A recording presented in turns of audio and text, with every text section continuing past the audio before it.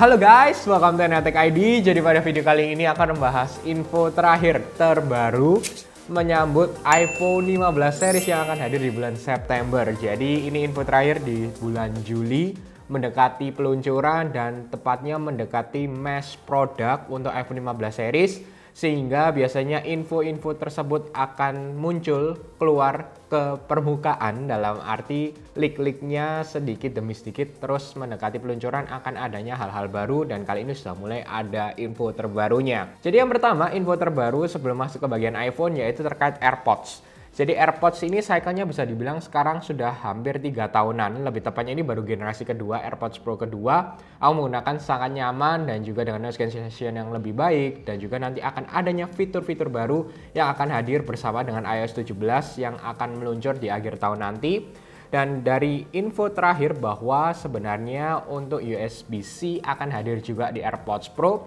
Dan ini info terakhir bahwa AirPods Pro hanya akan diupdate untuk AirPods Pro generasi kedua dengan adanya USB-C. Jadi untuk charging case-nya saja. Dalam arti overall tidak akan ada perbedaan, hanya charging case yang menggunakan USB-C, tidak menggunakan Lightning lagi. Info terakhir dari Mark Gurman bahwa AirPods Pro generasi selanjutnya sudah mulai tahap development. Jadi kita akan menunggu dan pastinya akan banyak health feature juga yang akan hadir di AirPods Pro generasi ketiga. Jadi ini aku simpulkan ada beberapa poin yang paling penting kenapa kalian harus upgrade. Mungkin yang mengecewakan terkait solid state button yang sebelumnya akan hadir sudah di cancel, dan juga bahkan info terbaru nanti di tahun depan di iPhone 16 series belum tentu solid state button akan hadir. Jadi mungkin terkait adanya hardware issue. Lalu untuk alasan yang paling penting sebenarnya yang pertama adalah menurutku ya, mungkin dengan USB-C. Walaupun mungkin Lightning itu sudah standar, tapi USB-C menurutku lebih standar. Apa-apa sekarang semuanya menggunakan USB-C. Walaupun info terbarunya juga bahwa Apple akan mengeluarkan MFI, Made for iPhone, dalam arti untuk memaksimalkan pengecasan dengan USB-C, akan adanya harus menggunakan charger yang ada standar dari Apple-nya. Lalu juga yang kedua adalah untuk iPhone 15 Pro dan Pro Max, kemungkinan akan menggunakan titanium frame. Ini yang mungkin bisa menjadi jawaban bagi aku yang mungkin kurang suka dengan iPhone 15 Pro Max terkait beratnya yang kerasa berat banget, apalagi kalau megang cukup lama. Jadi dengan titanium frame, dengan beratnya harusnya bisa sedikit lebih ringan, tetapi dengan overall ketahanan yang tetap pastinya akan lebih baik juga, sama atau mungkin bahkan sedikit lebih baik jika dibandingkan dengan stainless steel yang digunakan saat ini. Lalu terkait kamera, untuk improvementnya mungkin 15 dan 15 Plus akan menggunakan sama dengan yang 14 Pro dan Pro Max, tapi kita akan lihat bagaimana terkait 48 megapikselnya. Dan info terakhir juga masih tetap menggunakan 48 megapiksel, hanya saja dengan improvement sedikit menggunakan hardware yang baru. Dan khususnya untuk 15 Pro Max tahun ini akan mendapatkan hardware terbaru untuk telefotonya yang di-expect bisa mencapai 5 kali telefoto optical zoom. Jadi adanya upgrade jika dibandingkan dengan iPhone 14 Pro series tahun lalu.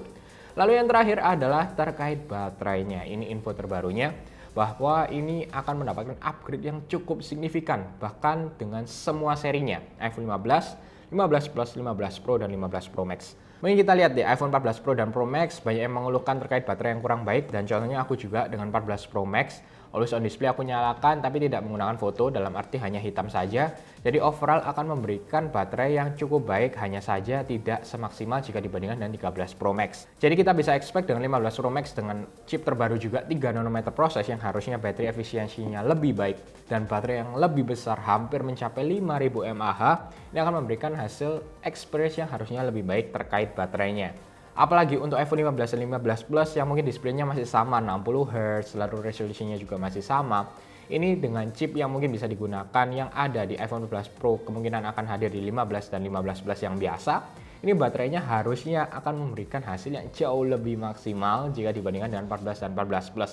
Apalagi 14 Plus itu HP yang sudah paling tahan terkait baterainya. 15 Plus ini akan menjadi HP yang paling tahan lebih lama lagi. Terima kasih kepada baterainya di upgrade cukup besar dan bahkan lebih besar jika dibandingkan dengan 15 Pro Max. Jadi memang tidak banyak karena dengan info yang sebelumnya sudah banyak sekali aku share ke kalian. Kalian bisa lihat di video sebelumnya juga untuk NHTech ID. Tapi pada intinya ini bisa menjadi alasan khususnya di bagian baterai yang mungkin mengeluhkan baterainya kurang tahan atau kurang baik. Walaupun memang mungkin upgrade-nya minor ya jika dibandingkan dengan sebelum-sebelumnya, dan mungkin akan menjadi upgrade yang besar di tahun depan, kita pun belum tahu, semuanya masih rumor dan leak.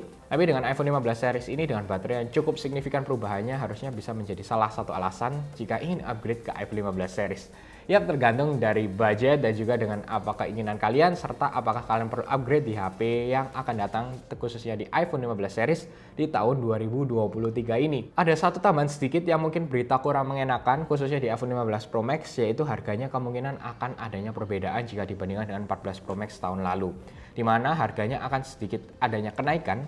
Yang sebelumnya kurang lebihnya sama dengan iPhone 13 Pro Max sebelumnya, kali ini jika dibandingkan dengan 14 Pro Max adanya sedikit perbedaan. Tapi kemungkinan untuk 15 Pro masih sama harganya dengan 14 Pro.